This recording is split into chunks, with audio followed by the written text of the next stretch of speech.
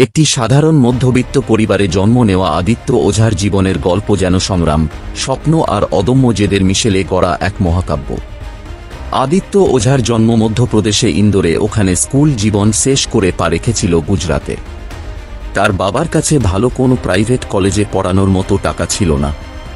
আদিত্য ওঝার কাছে টাকা পয়সা কোনোদিনও বাধা হয়ে দাঁড়াতে পারেনি। 2011 সালে আহমেদাবাদের সিপিটি কলেজে কম খরচে ইঞ্জিনিয়ারিং পড়ার সুযোগ পান তিনি। কিন্তু সেখানে তার সহপাঠীরা আসতেন বড় ব্যবসায়ী, ডাক্তার বা ইঞ্জিনিয়ারদের সন্তান। তাদের বিলাসবহুল গাড়ির বিপরীতে আদিত্যের এমনকি নিজের সাইকেল কেনার সামর্থ্য ছিল না। প্রিয় বন্ধুর বাইকে চড়ে কলেজে আসতেন, কখনো হেঁটেও।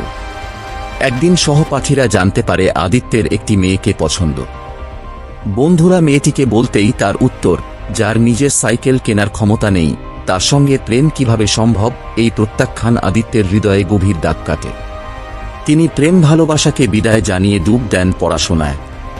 ইঞ্জিনিয়ারিং পাশ করে দুবাইয়ের একটি মাল্টিন্যাশনাল কোম্পানিতে চাকরি পান, কিন্তু অফিসের চাপ, রাত জেগে কাজ, মানসিকভাবে ভেঙে পড়েন।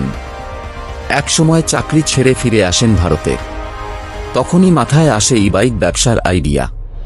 সমস্ত ঝড়ঝাপটা উপেক্ষা করে 2017 সালে গড়ে তোলেন নিজের ই-বাইক কোম্পানি। আজ তার প্রতিষ্ঠান ভারতের শীর্ষ ই-কমার্স প্ল্যাটফর্মগুলোর সাথে যুক্ত, বার্ষিক আয় শতাধিক কোটি টাকা। কিন্তু সাফল্যের মাঝেও আদিত্য ভুলে যাননি তার সংগ্রামের দিনগুলো। কোম্পানির কর্মীদের সাথে বন্ধুত্বপূর্ণ সম্পর্ক, এতিমদের সহায়তা, নিজের প্রতিষ্ঠানকে তিনি গড়ে তুলেছেন পরিবার হিসাবে। যে মেয়েটি একদিন তার দারিদ্র্য দেখে পিঠ ফিরিয়েছিল, আজ আদিত্য তার স্বপ্নের চেয়েও বড় সাফল্যের মালিক। এই গল্প শুধু আর্থিক উত্থানের নয়, আত্মবিশ্বাস আর লক্ষ্যে অটল থাকার অনুপ্রেরণা।